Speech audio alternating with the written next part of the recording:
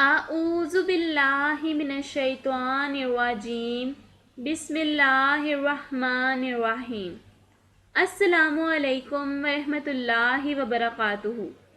امید کرتی ہوں کہ آپ سب خیریت سے ہوں گے۔ آج تجوید القرآن کا سبق نمبر 15 ہے۔ آج کے سبق میں ہم قاعدہ اقلاب کے بارے میں پڑھیں گے۔ اب اپنے سبق کا آغاز کرتے ہیں۔ سب سے پہلے ہم قلب کے بارے میں پڑھیں گے۔ اقلاب کا لفظ قلب سے نکلا ہے اور قلب کے لغوی معنی بدلنے کے ہیں۔ اصلاح تجوید میں ایک حرف کو دوسرے حرف سے بدلنے کو قلب کہتے ہیں۔ قلب دل کو بھی کہتے ہیں کیونکہ دل کی حالت بھی بدلتی رہتی ہے۔ عربی میں قلب کے معنی بدلنے کے ہیں۔ اب ہم اقلاب کے بارے میں پڑھیں گے۔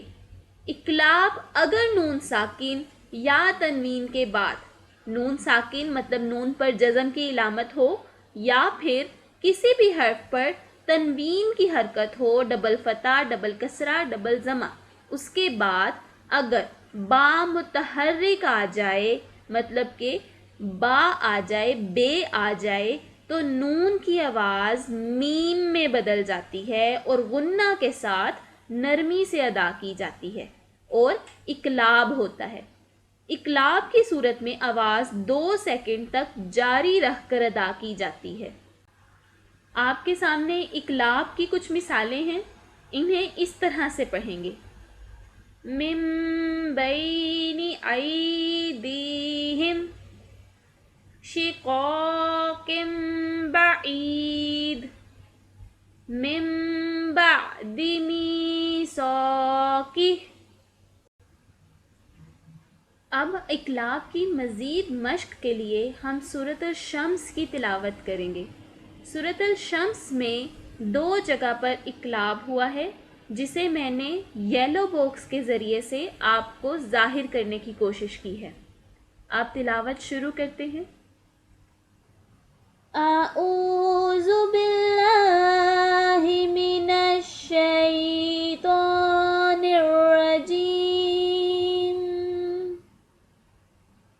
بسم اللہ الرحمن الرحیم والشمس وضحاہا والقمر اذا تلاہا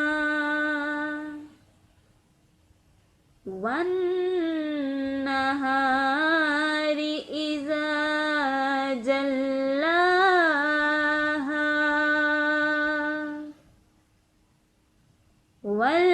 واللیل اذا یغشاہا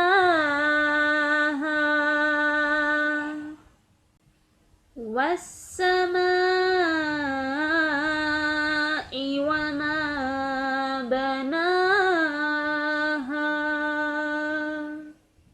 والأرض وما طحاها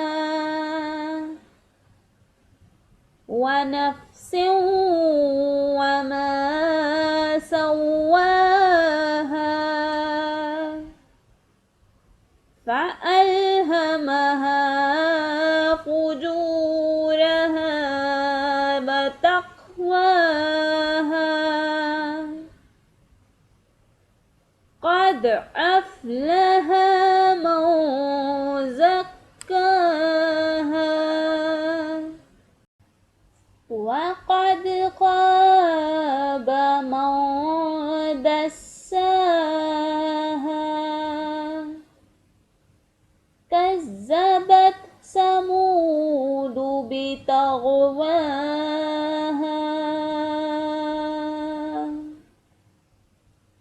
إذ انبعث أشقاها فقال لهم رسول الله ناقة الله وسقياها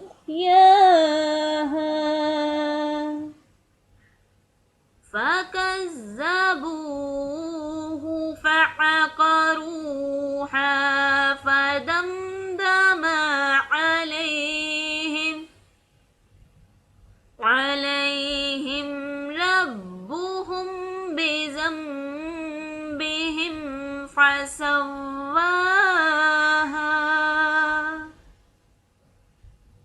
ولا يخاف عقباها۔